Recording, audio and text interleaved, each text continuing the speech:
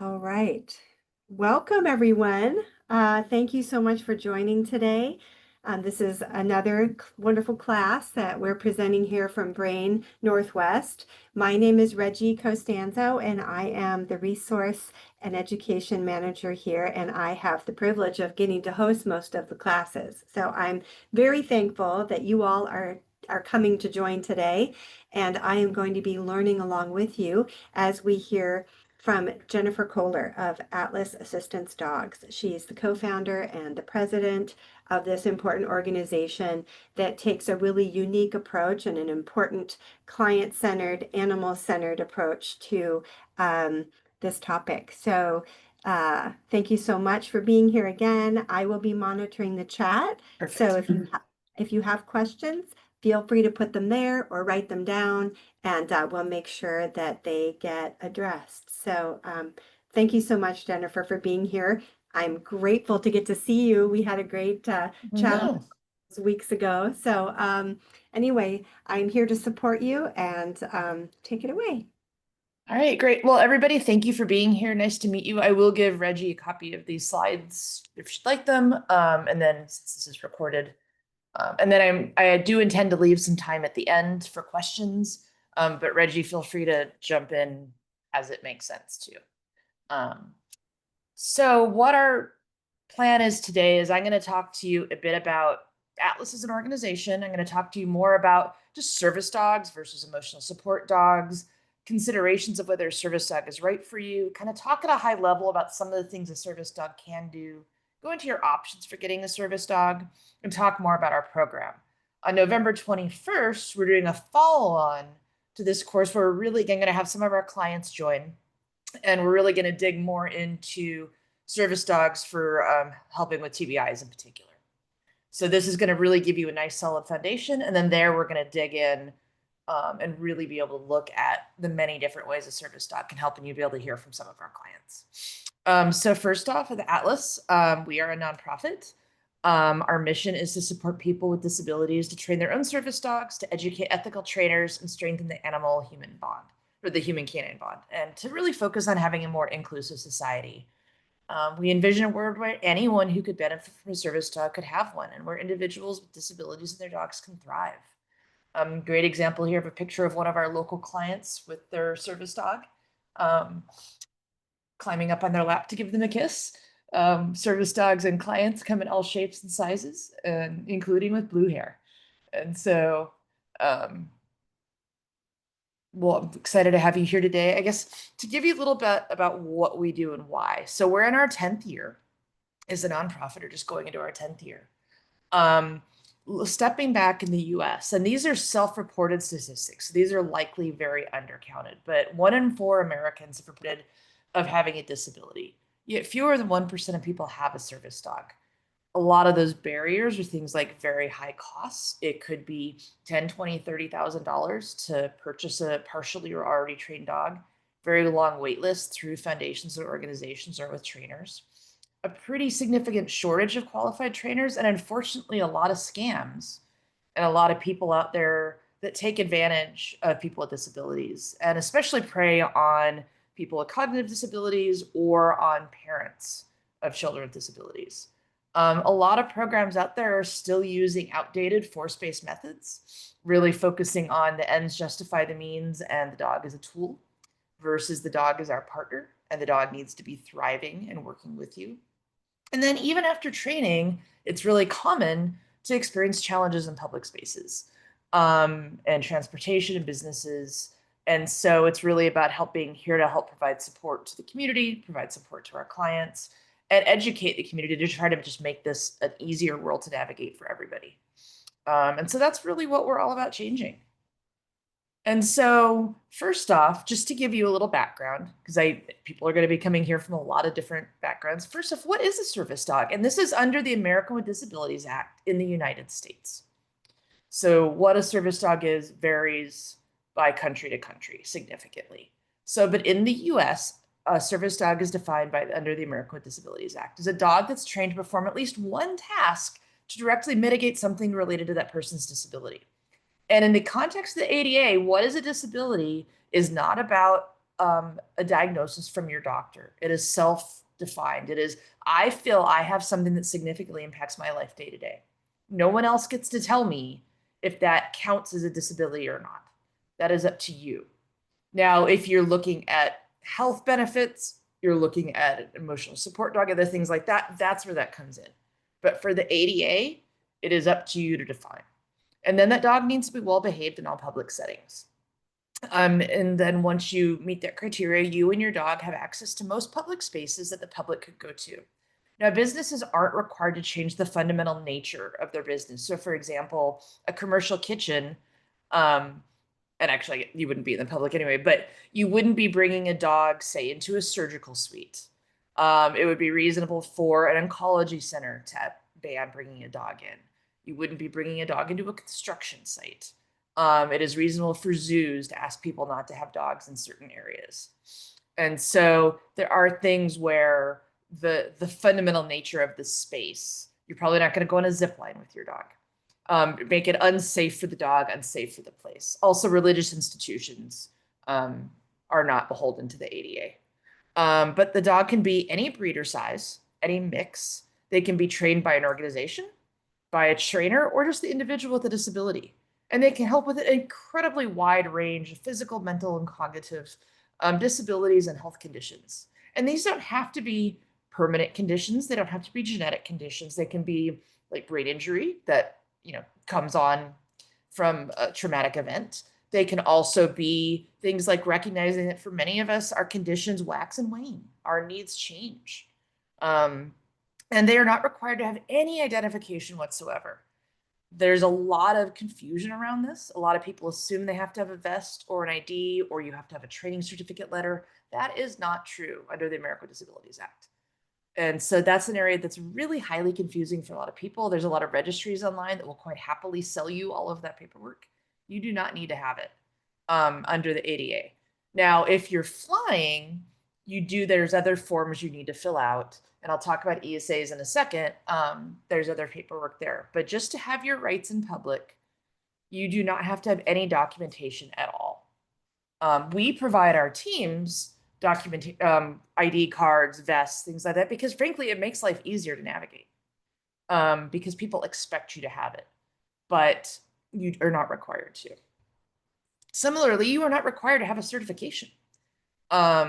Even Assistance Dog International, who we are accredited by, is an invented certification of their own. We essentially have developed what is our certification, but there is no requirement in the United States to have a certification.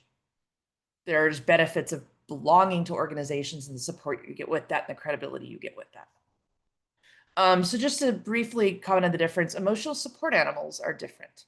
They are not specially trained to do any particular task. They essentially, just by the nature of their existing and being there as our pet, for somebody that has a mental health diagnosis of any sort, they can be considered an emotional support animal. At this point, the only reason to classify a dog as an emotional support animal is for housing benefits. That you can have the right to have a pet in your apartment or house without having to pay pet rent, or you could have a pet in your house or apartment where they're not otherwise allowed.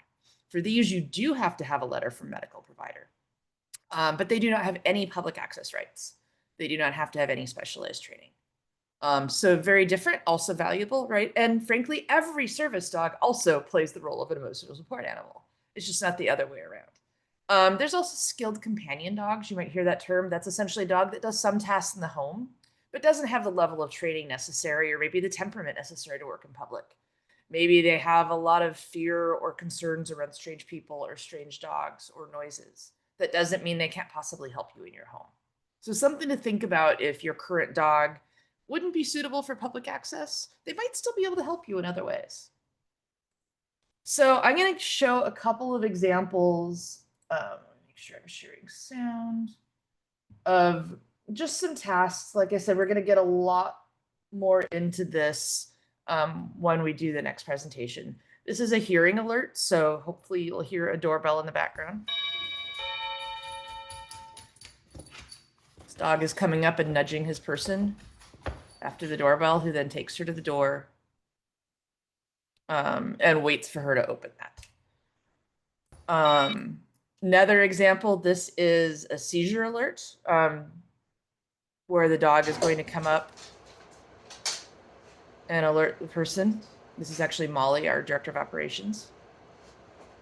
The read is coming up and persistently alerting her. She's like, "Are you sure?" Okay. And then she'll listen and, go get seated.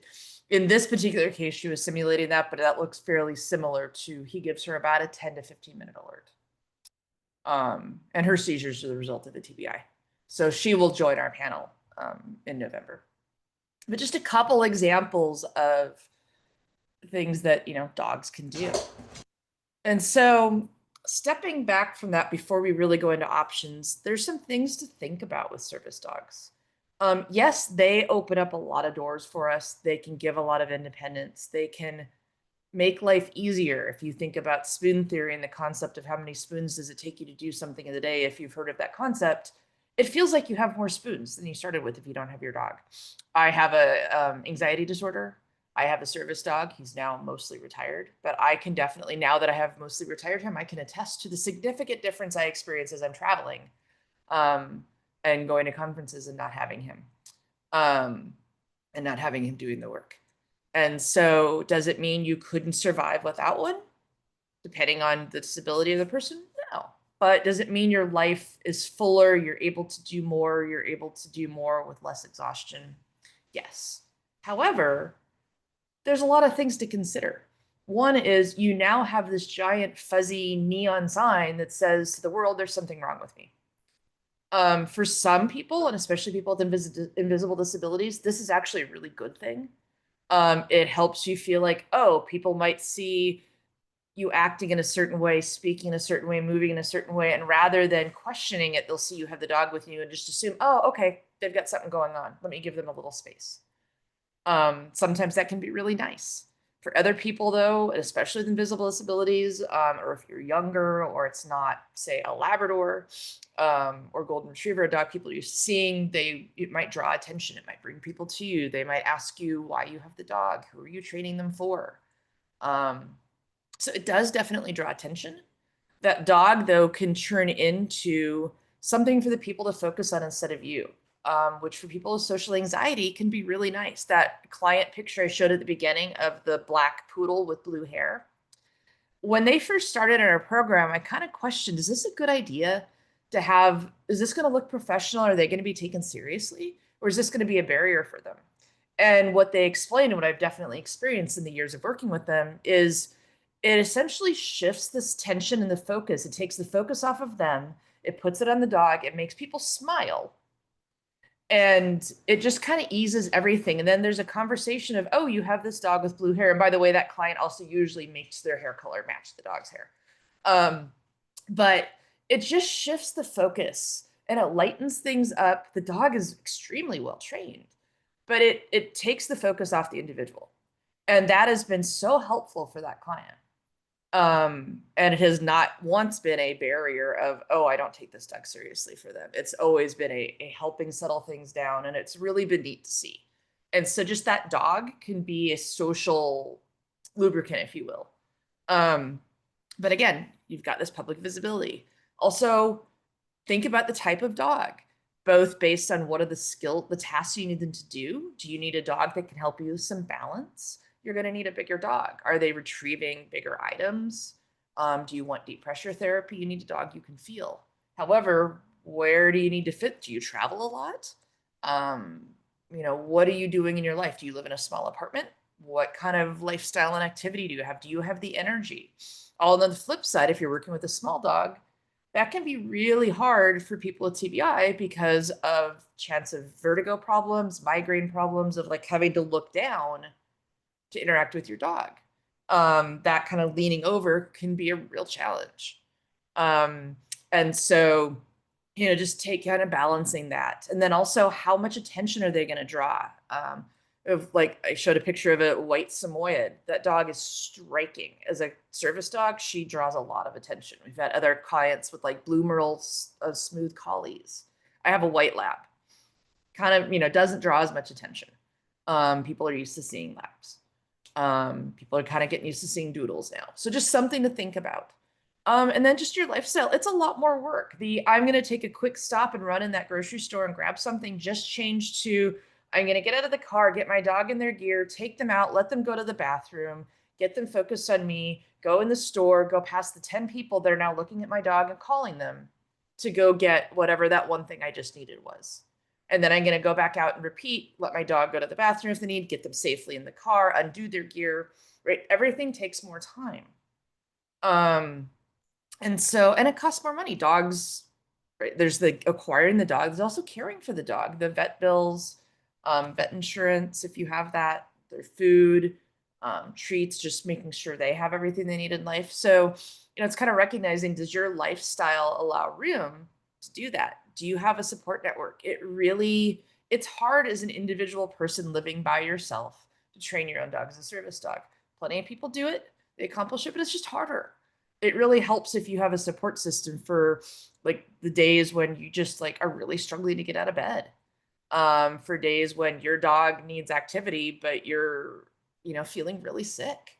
Um, and so it's helpful to have other people around, either in your home or a support network that you can rely on, also to help support with the training, um, and just to practice with.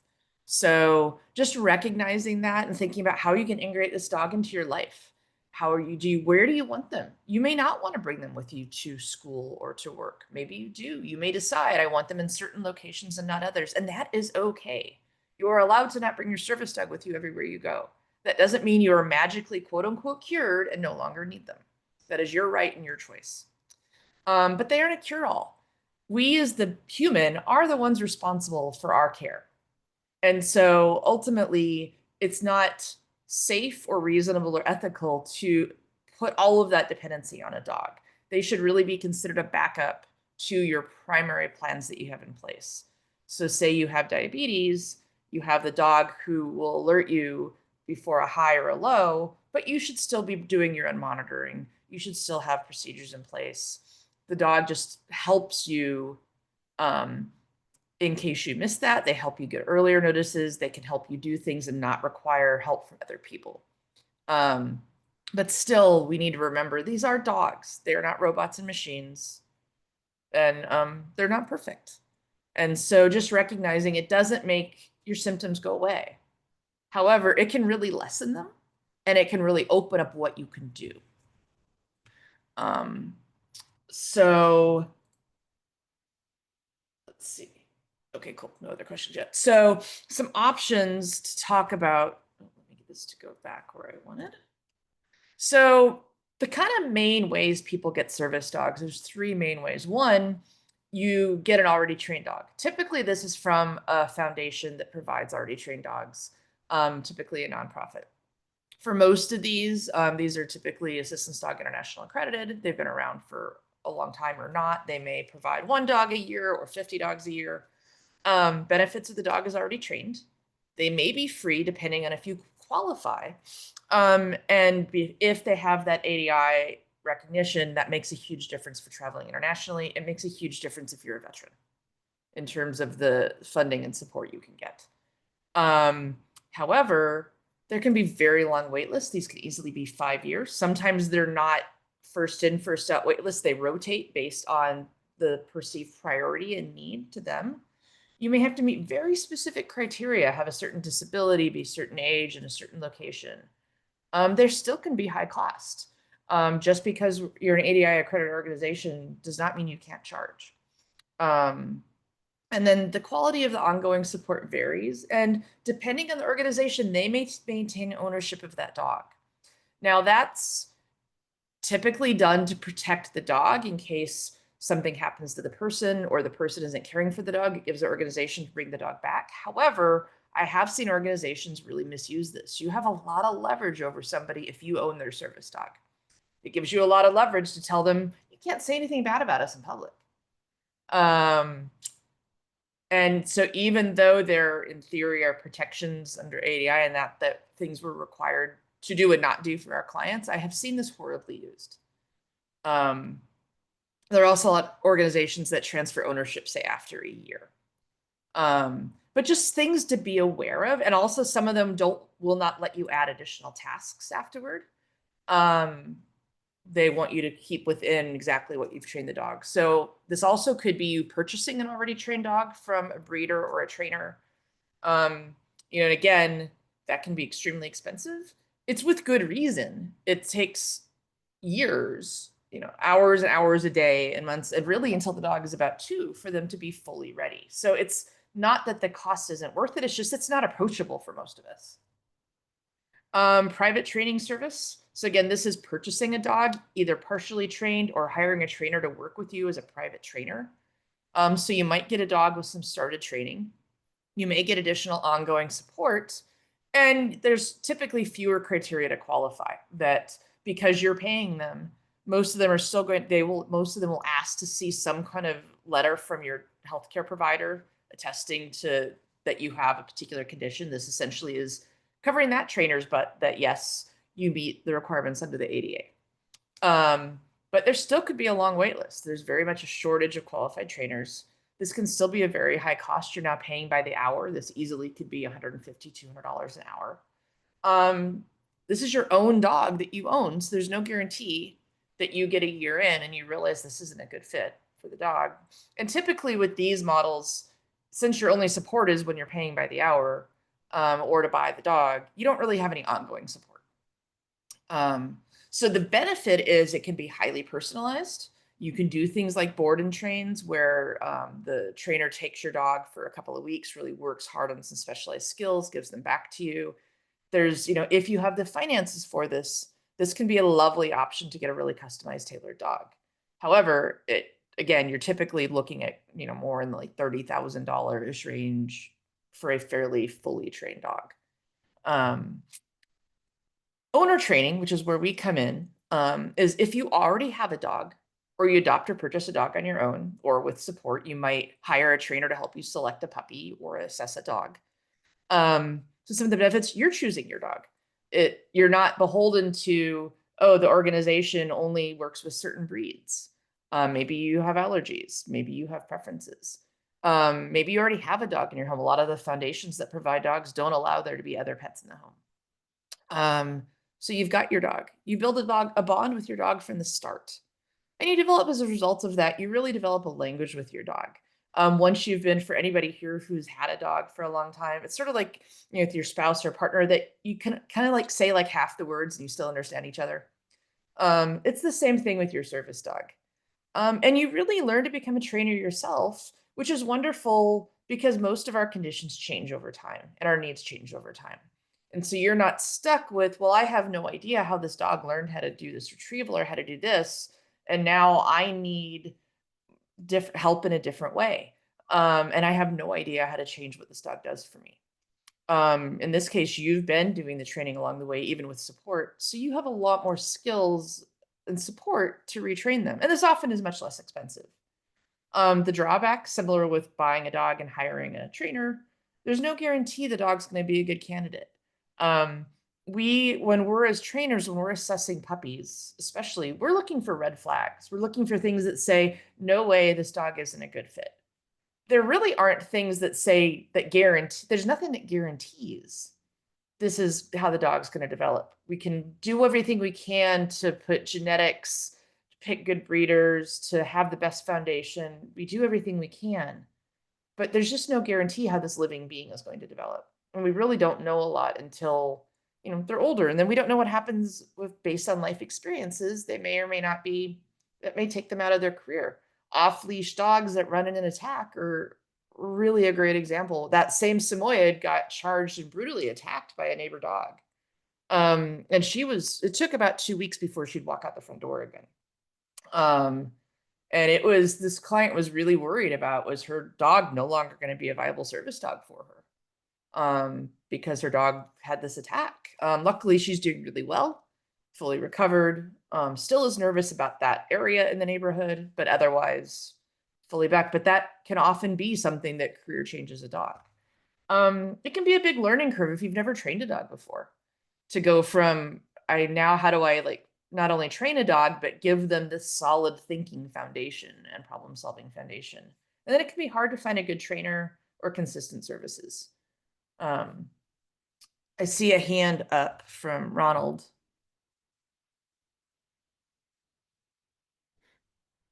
I was going to let you finish and then I could ask you some questions. Okay, if you prefer, that's fine. Yeah, whatever is easier for you. Um, my main question was going to be, I used to do puppy sitting before my brain injury happened for guide dogs for the blind. And that's a totally different outfit. Yes. Um, where your outfit, either the dog can become trained or the person has to train their own dog. I guess your organization doesn't have a breeding facility like guide dogs either. Is that correct? Correct. And actually, the next slide, I'll talk more about our program. Right. But that's absolutely correct that the program models like guide dogs, and we work with every disability type other than guide dog. We Right. do have clients who are legally blind, but we don't teach guiding tasks. It's a very different training approach. Right. So yeah, no, right now we do not have a puppy raising program. We did pilot one at one point because of a grant, and we are looking at restarting something mostly to support our clients with raising successor dogs. So helping them as they go toward their next dog I is know. where we're probably going to restart that. And from what you've talked about, because I know with guide dogs, some of those dogs over the lifetime can be $125,000 or more. What is your cost for the client to get a service dog through your organization? That's on the next slide too. So, Okay, I'll so hold why off. don't I, yeah, I hadn't got to our program yet. So why don't I go into our program and then let's see what other questions you have. Of Okay, thank you very much. Yep. course. No, but those are good questions. Um, all right. So talking about our program. So this is our team certification program. And as an organization, we are Assistance Dog International accredited for this program. What that means is once you graduate our program, you then have Assistance Dog International recognition as a team. That is the closest thing that there is in the world to a standard. It is required by many countries. It is required on most active military bases. And it opens up the credibility a lot for the owner trainer, which is why we pursued it, because frankly, it was a royal pain. And many, many years of work. But we really wanted the individual owner trainer to have that access. And there's very, very few programs that do that. But it does puts a framework that we must follow as well. So the way our program works, we work with someone who already has a dog. The dog has to be at least 14 months old. And the person has to have already passed a canine good citizen test, which is just a foundational test of 10 items that sort of show the dog is able to do calm greetings. Another dog can walk by, they can be handled, just basic manners and obedience. There's a lot of solutions out there to get basic training. That's not something we needed to solve. What there aren't a lot of solutions are of how to learn how to advance your dog's training, how to refine it in different complex situations, how to teach task training, how to learn to self-advocate. That's not readily available. So that's where we focus. We are a nationwide organization. That said, we have, and I mentioned Atlas team facilitators here. The way we work is we train skilled volunteers who we call Atlas team facilitators. In addition to our client certification program, we have a full service dog trainer academy that people that are professional trainers can use to learn to become professional service dog trainers. We also allow people to take individual parts of those courses, and we leverage those courses for our clients, subset of those, as well as to train our team facilitators who get access to a chunk of those courses for free. Our facilitators may be professional dog trainers. They may be people that have experience working with dogs. They may be people that have trained their own service dog. But they're supervised and supported by professional trainers in our organization.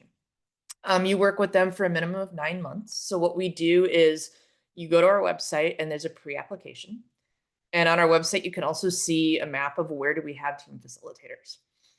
We have a greater concentration in our area, in the greater Seattle area, than anywhere else. I live in Seattle, and this is where we've got the most connections. And so that's a good thing for folks here. So what we do is you put in your pre-app, and in there you describe what your needs are. You describe a little bit about your dog. If we think that if we have someone in your area and we think you could be a good fit, we will then ask you to complete a full application.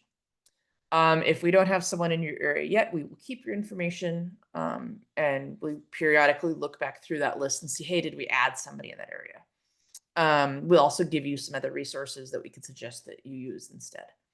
Once we see, okay, you're someone we could help, we have someone who could support you in your area, we ask you to complete a full application. Within that, we're asking you to have veterinary records, information from your doctor. So we do have you complete, depending on whether your primary diagnosis is a psychiatric one or a medical one. We have either your mental health provider or medical doctor complete a form that talks about you and your needs. We have you complete a much more detailed form about your needs. We have you submit some videos so we can see, how does your dog actually do walking past other dogs? How do they actually feel about a stranger petting them? We found that people's interpretation of my dog is comfortable around other dogs can really vary. And so we're trying to save everybody time, and trying to get enough information up front. Then if we think that looks like, yeah, that could work, we then, once we get your application, Molly, our Director of Operations and Programs, the one that you saw in the seizure video, she will set up a call with you, and go over everything with you, ask questions, give you a chance to ask questions. If everything looks good from there, we set you up with the team facilitator and they do an assessment with you. The first part is on Zoom, gives you a chance to get to know each other, makes the session in person not as long, and kind of talk more about your needs, your concerns, your lifestyle. And then you'll meet in person. And we'll have you go through essentially a kind of a mildly distracting, but an environment that we can kind of scale up and down. So maybe like in front of like a Home Depot, or somewhere where there might be a park, somewhere where we can have some distractions, but if it gets too overwhelming for you or your dog, we can get out of there easily. And we'll just watch, like we'll have you just walk around with your dog for a while. We'll have you just sit with your dog. We'll have you do some basic skills. And we video all this and submit it to our client certification committee, who essentially look and say, yes, we think we can support this team. Or, well, maybe if they got a little more foundational training first, they should do that and then come back. Or, oh, we're really worried about this dog just doesn't seem like they're a good fit. The dog just really stressed and nervous. Maybe the dog just is really excitable and needs a little more time to mature first. And then the committee will say yes or no. We'll give a response to the client and resources.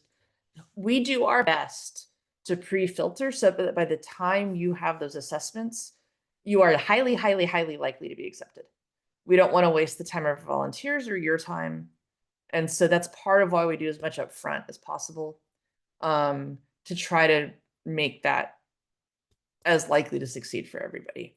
Then what they do is they work with you to set up your customized training plan. There's some things that we want everybody to do, so certain online courses, certain skills, and there's other things that are customized just for you.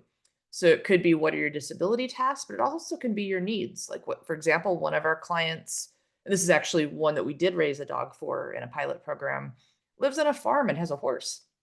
And it was important that her dog be comfortable around horses. Not a normal task that's required for most of us in the city. But that horse was really important to her and some of her therapy and mental health work. And she needed her dog to be comfortable walking next to that horse. Other people, it might be riding a city bus or a light rail. How is the dog comfortable if you're going to a swimming pool? Just tailor them into your lives and kind of the special needs of you and that dog. This program is, let's see, oh, I don't have the pricing up here. We charge $900 total for that 9 months. And there are scholarships if that's too much. Essentially how that breaks down is it's $125 to cover the assessment. And then there's scholarships that could cover up to part or all of that training fee. And then there's $100 to the final certification, which also gives you your vest and ID card. And then it's $75 each year for renewing. Anytime you're renewing, we do have our clients retest each year, because at the end of your training, you do what we call a public access test. And again, that goes back to the committee. Uh-oh. I think my cat just locked my screen. Can you still hear me? We can hear you. Yeah. Oh, good. Yep. Okay, Kitties are good. so helpful that way. Aren't they wonderfully Yes, helpful? that's not the kind of help we're looking for, but it happens. Yeah, that's why you don't hear a lot about service cats. No, they're too independent. There we go. We see your slides now. Okay, great. And I can see the note too. So it's $900. And like I said, that can be paid in parts. We allow installments, and we do have scholarships. So we recognize for people on fixed income, that could still be a lot of money. And then as part of this, as you're going through our program, you are connected to, we do office hours twice a month that are Zoom office hours. This is for any of our ongoing and certified clients. In our Seattle area, we do monthly client and team facilitator meetups that are optional, but that are a great way to get practice and support. We do that in some other areas, LA-ish area. We have another concentration of folks. They just went to Disneyland together.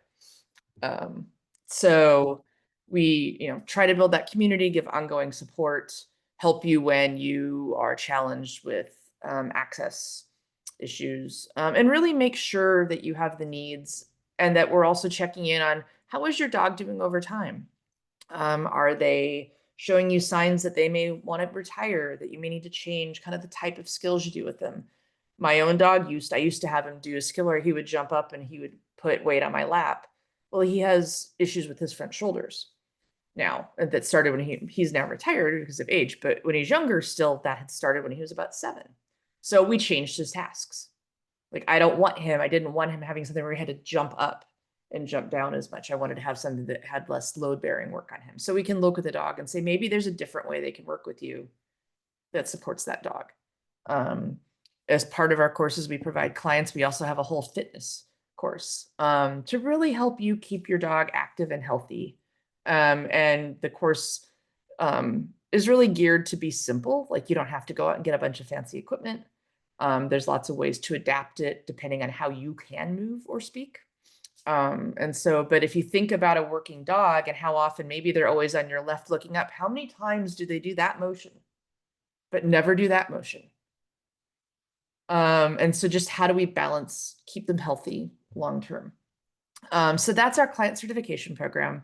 As I said, that's, you just apply on our website and take you through the process. There's lots and lots of info on our whole program there. One other online course I wanted to bring up to you all. And we do have other ones too that are geared toward clients, that are not geared toward professional trainers, but Team Set in Motion. This is an online program, extremely affordable. It's $59.90 for 3 months.